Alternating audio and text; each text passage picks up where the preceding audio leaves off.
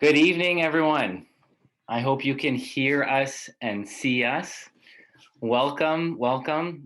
This is Dr. Alibi here from Stewart Chiropractic in Surrey, British Columbia, Canada. Thank you so much for taking the time to join us on this webinar, Understanding Your Emotions by Dr. Shahana, my lovely wife, as many of you know already. Why are we here? Because we all want to learn a little bit more about our mind and why we feel a certain way, why we react a certain way. We know that if we've got a neck problem or back problem or some headaches, where to go often, and or we got a heart problem, we know which doctor to see. But when it comes to our mind, there's a little bit more uncertainty.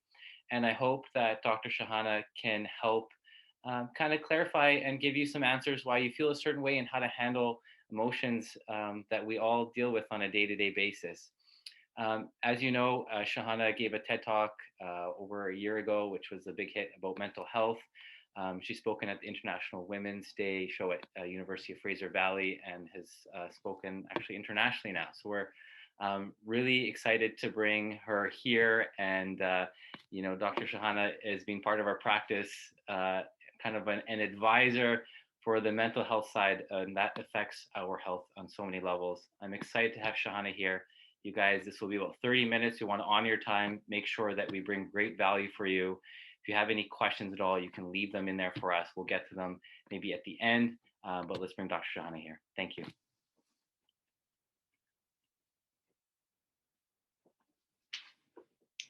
Thanks, everyone, and thanks, Khaled, for that kind introduction. So I'm really excited to be here. I've been looking forward to this for quite some time.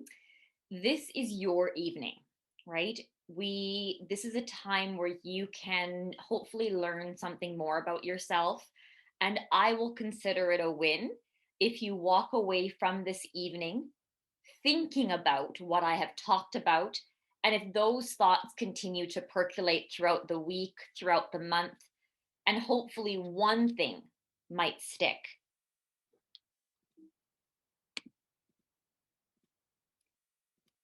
Let's get started though. I want you all to imagine that it's January 15th, 2009.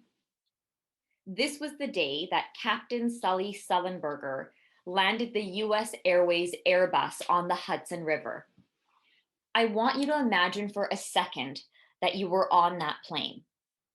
This was a trip, let's say, that you did often, from LaGuardia to Charlotte. This was a routine day, a routine flight, until these words came overhead. Brace for impact. Did you know that from the time those words came overhead, brace for impact, until the time Captain Sully Sullenberger landed successfully was only 90 seconds. So in hindsight, passengers had 90 seconds to contemplate their death, or in other words, their life. Because there really was almost 100% certainty that they were either going to drown or blow up. I'm not going to give you 90 seconds today. I'm going to give you 15 seconds. And I want you to really imagine you're sitting on this plane, those words, brace for impact, come up overhead. What goes on in your head? Maybe it's not even words. Maybe it's pictures, images, thoughts, emotions. Your 15 seconds starts now.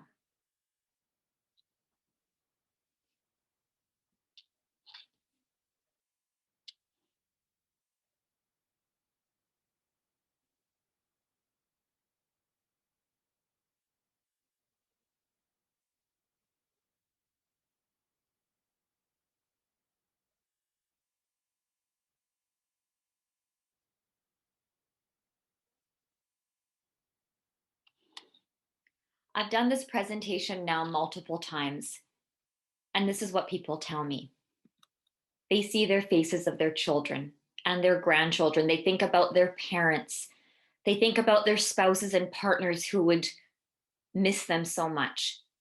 They think about their friends they would have left behind and all the things that they wanted to do with their friends. And they think about their colleagues and their job and how their job would go on without them. All of these images come to mind. But what's ironic is that when I ask people this question, and even when I did this exercise myself, I thought about everybody else external to me, my kids, my spouse, my parents, all of the stuff outside of me. But I'm going to challenge you for a second now. In those 90 seconds before you think your time on earth is done, forget about everybody else for a second. If I had to give you one word to summarize what you would want, what would you want in those 90 seconds to say that, yes, you could die peacefully? Would you want hope, forgiveness, peace? What would you want? Your 15 seconds starts now.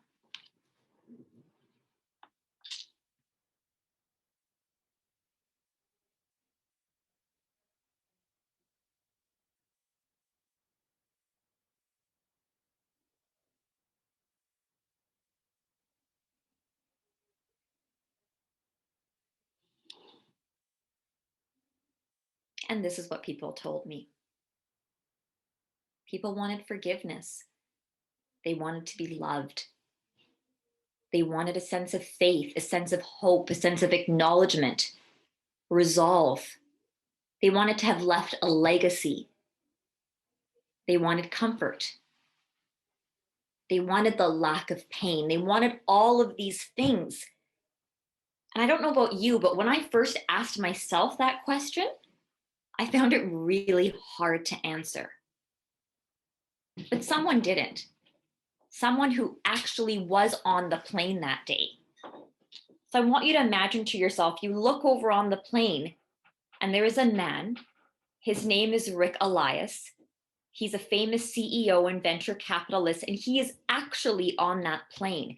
He did that trip from LaGuardia to Charlotte hundreds of times, and this was just a regular flight for him.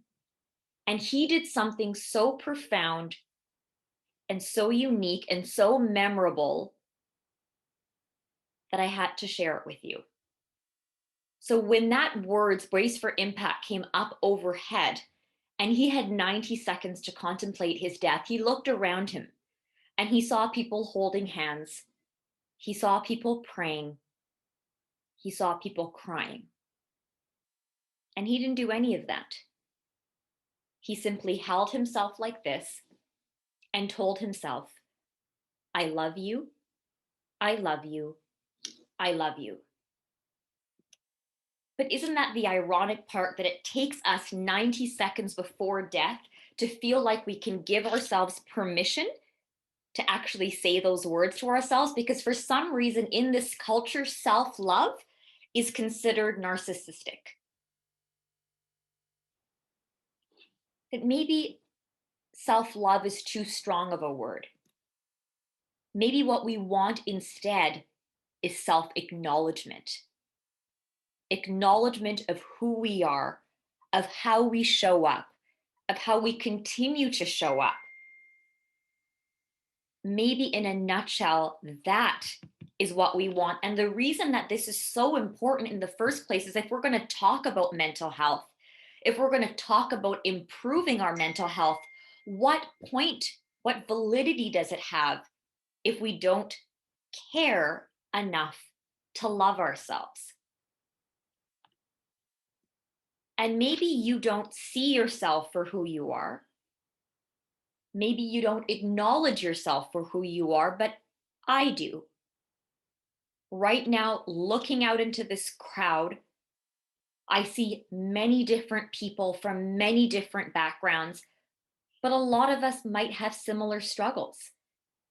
We might be overwhelmed trying to juggle kids and work and the household. We might be struggling with our finances and thinking, how are we going to make payments? We might be in a job that just isn't satisfying, and we have to continue to show up to that job day in and day out. We might have elderly parents who are suffering with their health and still trying to deal with our own kids and feeling sandwiched between these two generations. I see all of you. I see you trying to maintain your houses and maintain your sense of self throughout this pandemic and to keep afloat despite this lack of connection. And I see those in pain because pain seems to cloud everything when you can't just get out of the pain in your neck or the pain in your back and you wonder why you feel so irritable or snappy or confused. So, acknowledgement then of yourself is the first step in appreciating yourself. None of this matters if you don't have the guts to actually say, I do love myself for who I am right now. It doesn't have to be the fact that you accept yourself completely because all of us have room for growth. But the foundation of all of this has to be appreciating who you are, how you show up in the world, and what your values are.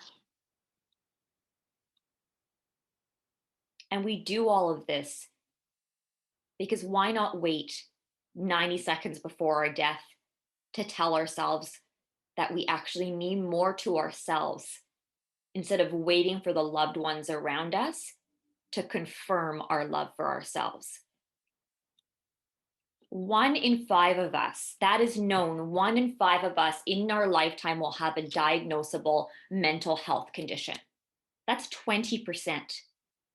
And although that number is striking, what about the other 4 out of 5 individuals? Look at this emotion ladder for a second. The pink and the purple at the top represent things like joy and passion and happiness and enthusiasm. Look at the blacks and the gray at the bottom.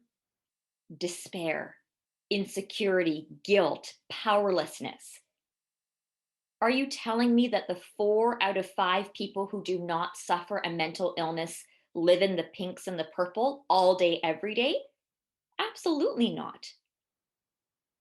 The emotional bandwidth of all of us is huge.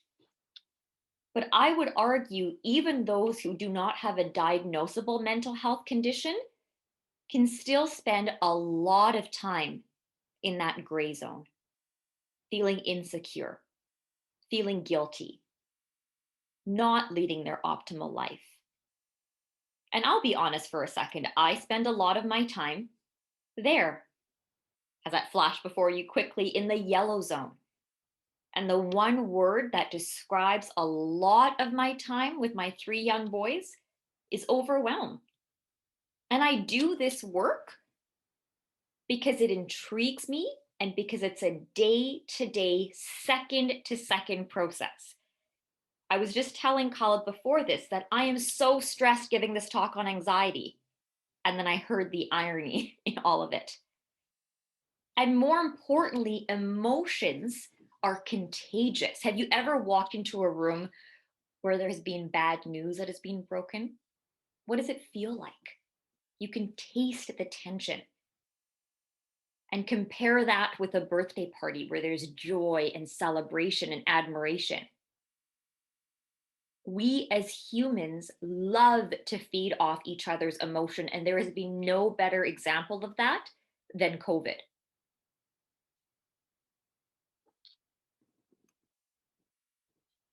All of that said and done, though, like I said before, the reason that this intrigues me is because I've walked this road not just with my patients, but as a patient.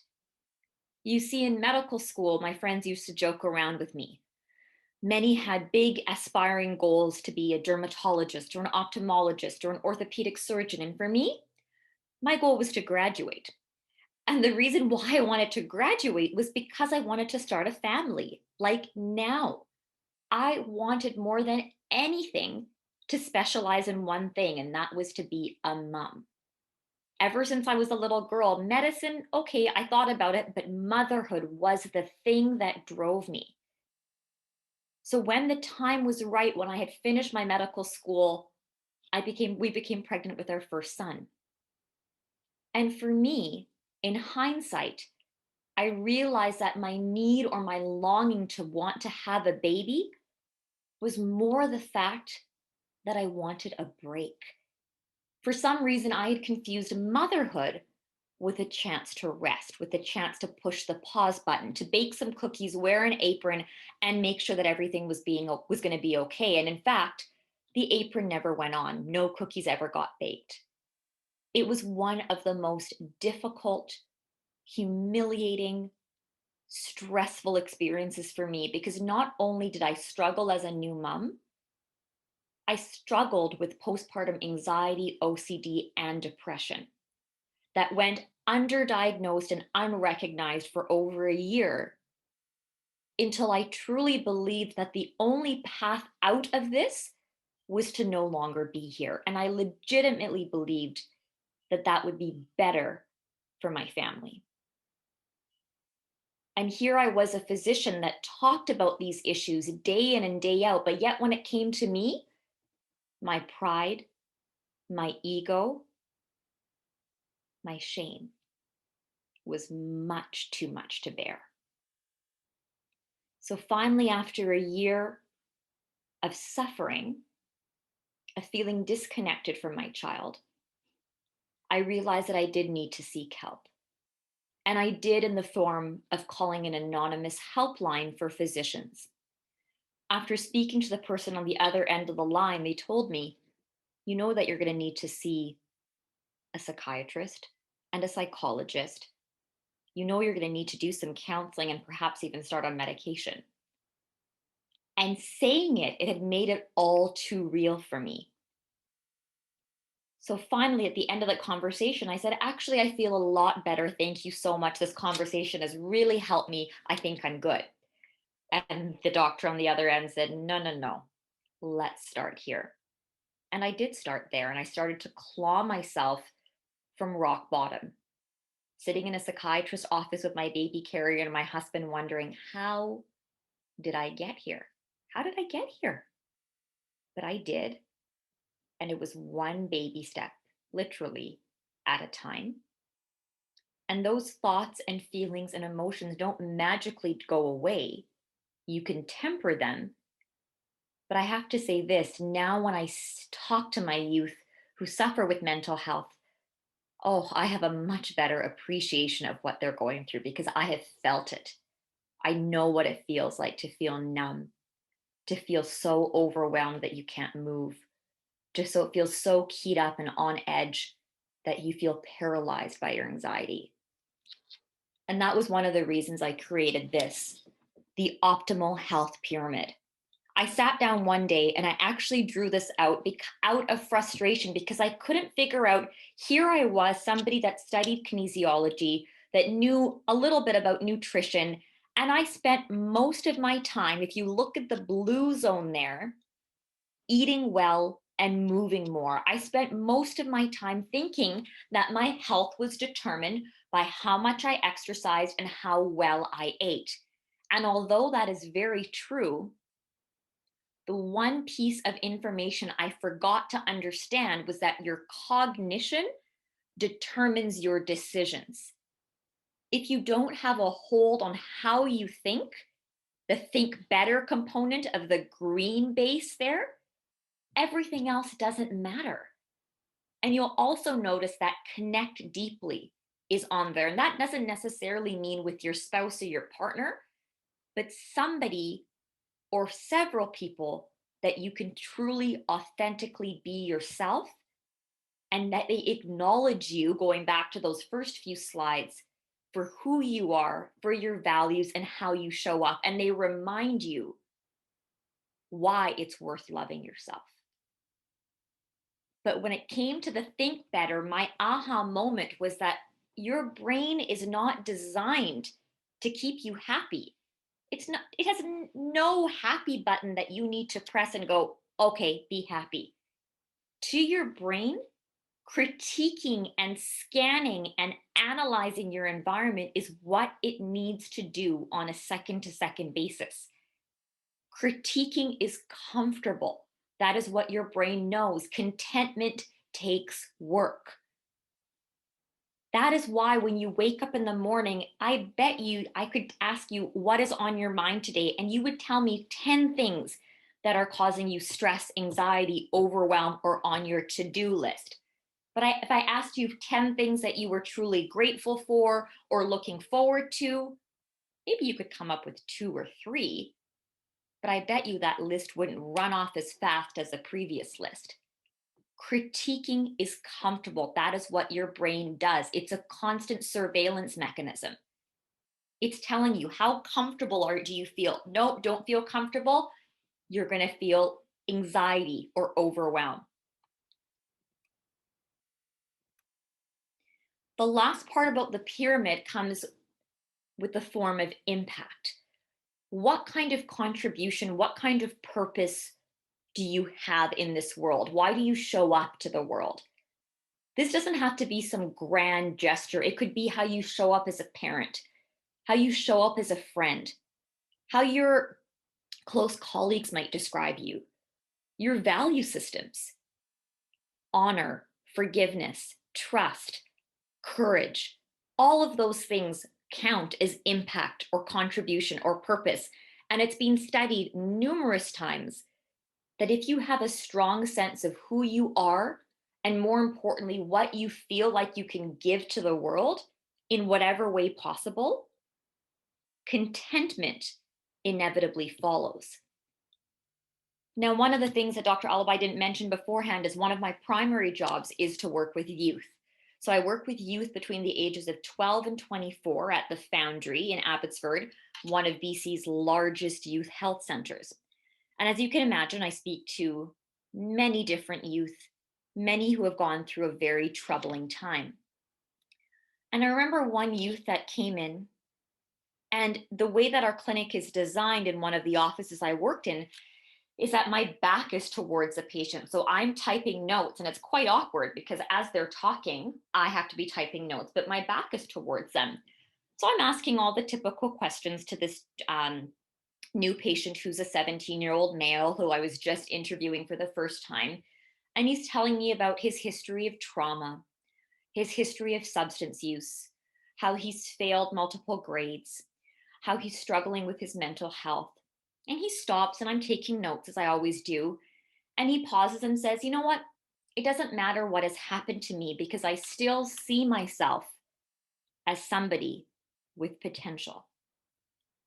So I stopped typing and I literally did this. I turned around to him and I said, "Sorry, what did you say?" He says, "I see myself as somebody with potential." And I thought to myself, how interesting is that? Here you are telling me that you've been through all sorts of trauma, all sorts of neglect.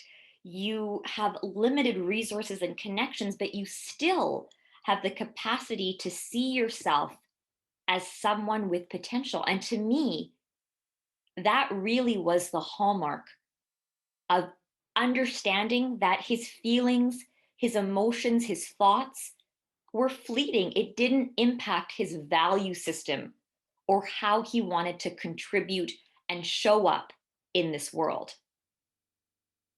And at the end of the day, he was doing what we were just talking about.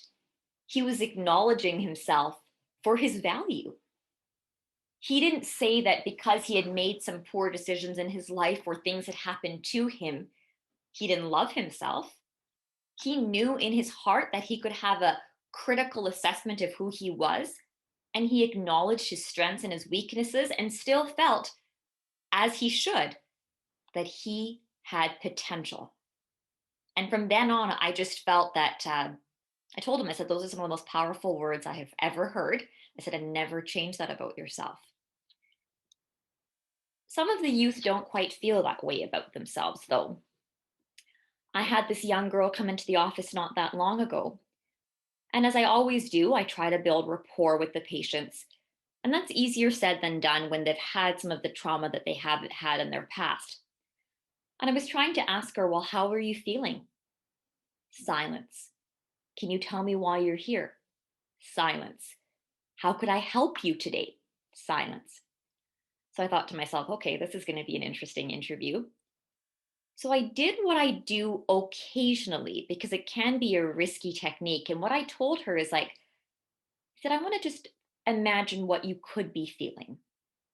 Some patients tell me that they feel guilty, that they feel sad, that they feel alone, that they feel worthless. And suddenly she looked up at me and told me, how did you know? How did you know I felt worthless? And that was a springboard that we could have our conversation because for her, she needed the understanding that feelings are an energy, not your identity. Feelings are energy. There is no good feeling. There is no bad feeling. There is no hierarchy of feelings. Feelings are feelings. Unfortunately, this young girl, because she thought she was worthless, she felt she was worthless. She had confused feelings for identity. And the more unfortunate part is that for her, she would look at her surroundings and look for people to confirm that suspicion. And unfortunately, parents, friends had done exactly that. This is why we say the word emotions are energy in motion. Feelings have a beginning, middle, and end. And this, when I first learned this, blew my mind. I never realized feelings have a beginning, middle, and an end. Imagine throwing a stone in a pool of water and seeing those concentric circles. Many of us are so scared of our feelings that we stop and we do this. We suppress our feelings, we deny our feelings, or we blame somebody else for our feelings.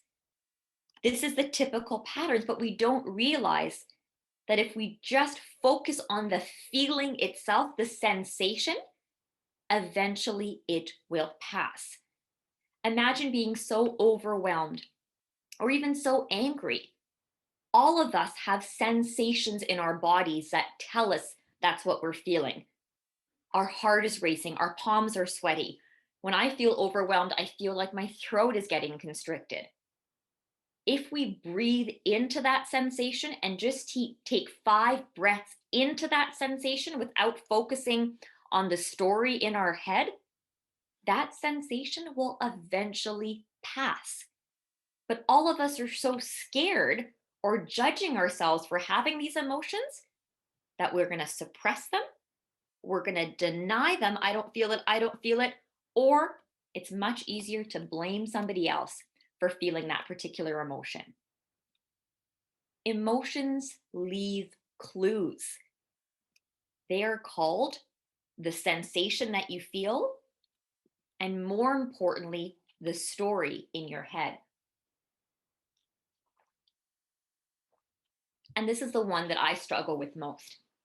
I think for a lot of us, we've trained ourselves to not even pay attention to the sensations in our body. We tend to suppress them. But more importantly, most of us don't even realize that we're playing out this story in our head constantly on a second by second basis. The stories in our head don't necessarily come from us. Emotions are biography. Emotions are biography. They come from the second you are born. They come based on how your parents raised you, how your friend circles were with you in school, throughout your relationships, how you showed up at work. Emotions are based on gender, based on culture. How comfortable do you even feel expressing your emotions? If you grew up in a house where it wasn't okay to feel frustrated or angry or disappointed, suppress, suppress, suppress. Your emotions are a roadmap of your childhood, of your teenage years, of your work life, because all of those things have impacted your emotion. And this is exactly why emotional health, I can teach you all I want about this, but I stand here before you saying emotional health has to be as much unlearned as it has to be learned.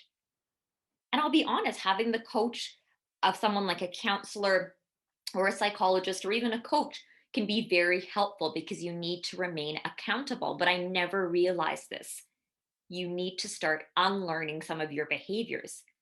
And if you've had 20, 30, 40, 50 years of those pathways in your brain, that can be a little bit challenging to break. And I showed you this emotion ladder too, not because if it's a hierarchy, not because fear and grief are bad and joy is good. An emotion is an emotion that will pass with time. But because like I said, the reason I got into this line of work was really because of, I guess, my ignorance. I just couldn't believe that none of this is included in medical school. And somehow we're just supposed to figure this stuff out.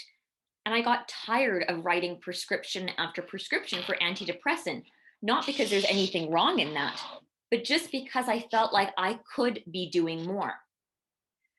So I realized that much of my time I spend in the yellow zone, like I said, with overwhelm. And the reason I spend much of my time there is because I have these 3 young boys under the age of 5 at home. And as many of you who might have kids can attest to, motherhood can feel like trying to clean up a snowstorm with a spoon. It feels like no matter how much you try, there's more and more and more thrown at you. And for me, I don't get outwardly angry. I suppress, suppress, suppress, suppress. And it will eventually show up in the form of aches and pains or headaches or those kind of things. And to be honest, my kids are usually okay. But of course, when there's 3 boys under the age of 5, I often have this scenario where they come running at me like I was going to say monsters, but in this case, Martians, they come running at me with their various requests. And I've started to say red light, green light, red light, green light. And I realize that I've spent most of my day trying to direct traffic between these 3 young boys rather than to actually focus in on them. But one of the things that I've realized is that the story in my head most of the days, and I'll be honest, is why do I have to be parenting my kids so much? Why is it so hard? Why do other people have it easier than me? On and on and on, till finally I realized, Shahana, count the number of times you were using the words me or I. Was it a little or was it a lot? It was a lot. How many times was I using the words can't, should, only? I am the only one getting groceries. I am the only one cooking dinner. I am the only one making sure everybody has their homework in on time and projects on time. And what is the general theme? And I'll be really vulnerable. The general theme of the story in my head a lot of the times is I feel sorry for myself. Oh, I've got to do this and I've got to do this and I'm only the one. Why is it always me? I hope some of you can follow here, because I think a lot of us, even though the thoughts are mine, I think a lot of us have similar thoughts. But more importantly, I ask you this: if you can answer this, the general theme of the story in your head, what do you want? Why does that voice keep nattering at you all the time? And I'll be honest, for me, it's significance. I want my husband to come home and say, oh, you did such a great job with the kids today. You did this and you did that and you did. And I realized to myself, yes, that feels good. Acknowledgement of someone else towards me feels good. But I think I need more of this for myself. Because here I am preaching or wanting or desperately wanting someone else to acknowledge me, to make me feel significant. But I don't know how good I am at myself for loving who I am, how I showed up as a mother, how I showed up as a physician. I never take a moment or a pause to reflect on that. Never. So at the end of the day, you need to acknowledge the process, not the product. Acknowledge how you show up. This is what we teach our kids now. Acknowledge the process, not the end result. We are so focused as a culture to say, show me the product, show me what you did. How many likes you have on this, how many followers you have on that. We're so outcome driven that we've forgotten, well, how do you want to be remembered? Are you the person that has somebody's back? Are you the person that I can tell something to and I trust? Are you an honest person? All of that stuff counts. Acknowledge the process of how you show up versus always acknowledging the outcome.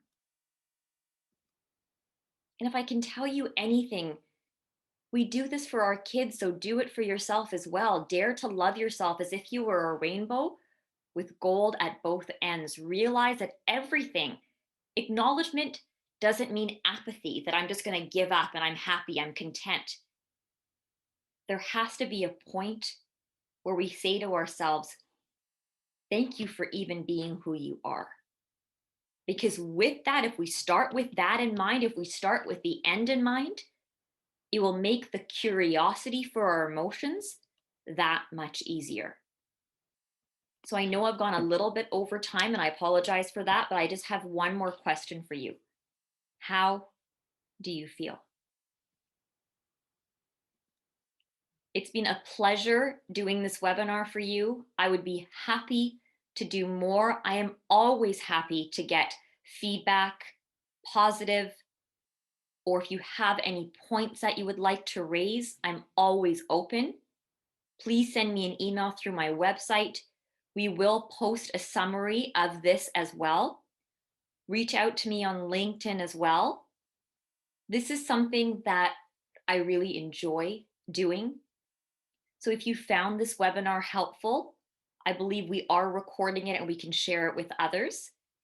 And know that Stewart Chiropractic and all of us are always here and always have your back. Thanks for everything. Have a great evening. Good night.